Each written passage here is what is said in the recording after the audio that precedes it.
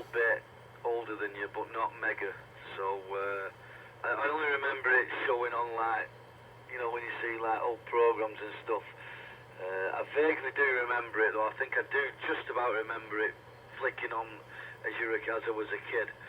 You know, on the old TVs there. But yeah, no problem, mate. On your psychoanalysis on the HF side of it, I'm learning all the time. I knew nothing about anything radio. All I knew is that you plugged it in and yeah, you got your antenna and that had to be for that frequency, and it was all like rocket science for me. I knew nothing a couple of years ago, but what I know now is a big amount. Especially with speaking to you today, because obviously you know what you're on about, and it might be all gibberish to someone else. In fact, it will be, won't it? But to me, I fully understand what you're saying. You got to experiment and stuff. Like I say, I've got an HF antenna here, but I'm going to get rid of that now. I'll just sell it for whatever, or give it to someone who's going to use it. I think I paid about £60 for it. But it's one of them where you've got to put the whips inside and everything. Do you know what I mean? Change the whips and all that. Well, same with the amp probe, but it sounds a lot easier. You know, like this is a bit more.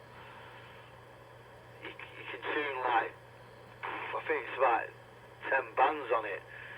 So it's like the whip, it moves far. You know what I mean? Obviously, the amp probe will only move a bit, won't it? For tuning with the sounds of it, if I'm correct, you won't have a massive movement, will you? On this one, it's like a 3-foot movement. On, you know, you've got to get it bang on, get your tape measure out, and then your SWR meter. Maybe mark it. You could do that, but it just sounds better that you've got. It really does, and you've used it. And I've not seen any reviews on this antenna. I just got it for. See if it works, and I've not even tried it yet, but it doesn't matter. You learn, and that's what it's all about. Okay, Mike, I'm going to go clear with you now, and hopefully work you again. I've wrote everything down anyway. It's nice to work you. Well done on your license, getting your license. Congratulations, and brilliant on your HF.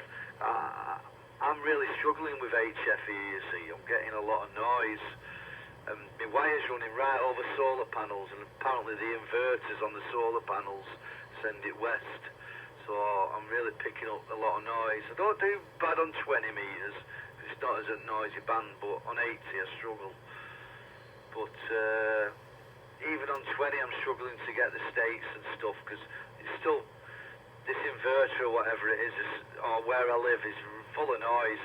It's like a council estate I'm on, so I need to get into the countryside. Right, I'll throw over to you for your final. M7LWT M6NUZ.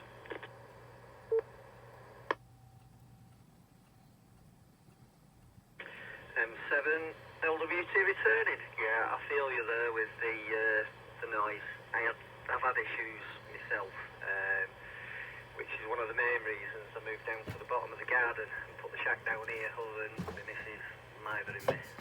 But yeah, solar panels are a nightmare, especially this time of year as well. Christmas tree lights, LED lights. I mean, the main thing that I did to get it down was I earthed everything. I got a 3-foot earth rod, and I've smacked it into the ground as deep as I can, and I've run a wire into the shack, and then individual wires from each of my bits of equipment, power supply, radio, etc., onto that, and that's brought it down a lot.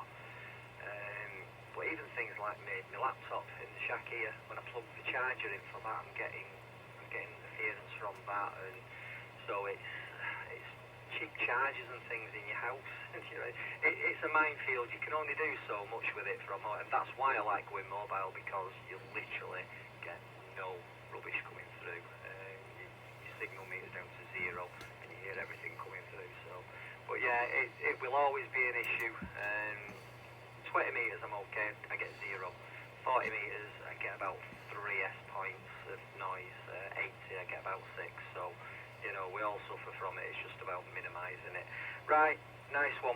It's been great talking to you. I've had a blast, to be honest with you. At least I know my equipment's working. I'm getting out, and it's nice to catch you on, Jason. So hopefully I'll catch you on again with a few of your buddies there, and we can have another bit of a chinwag. So I'll clear now and throw it back to you for your final. Mike 7 Lima Whiskey Tango, clear in. Back to you, M6 and UZ, Jason.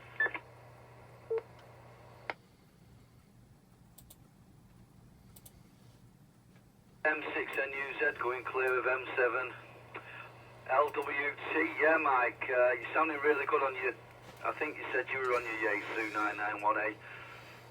BBC quality mate, no problem, you're coming right into it, no crackles or anything like that. Absolutely superb, like I say, I'm right next to it. The repeater's literally a couple of streets away from me. I've met the guy actually, he goes to the local pub round here, decent guy, and had a chinwag with him. But listen, thanks for your information there, and it doesn't matter to me if anyone's an M0 or whatever, you'd be surprised what people know, and you definitely got it there mate, definitely know what you're doing. And that little bit of information's helped me, so thank you very much. And I'll go away and I'll take all that in. But keep safe and hope your family and your missus and your children are okay. And have a good Christmas and hope to work you again then on PMR and on here. I'll listen out for you, Mike, and it's good to make your contact for the first time on 70 cents on the repeater there. So. Very good on you setting your radio up. You've come in and you've sussed it, so no problem, mate. You've got the input and output right. That's a pain sometimes. I'm sure you'll crack it. You seem to know what you're doing. M6 NUZ going clear with Mike 7 Lima Whiskey Tango, and going clear. And thank you for the use of the repeater 73s.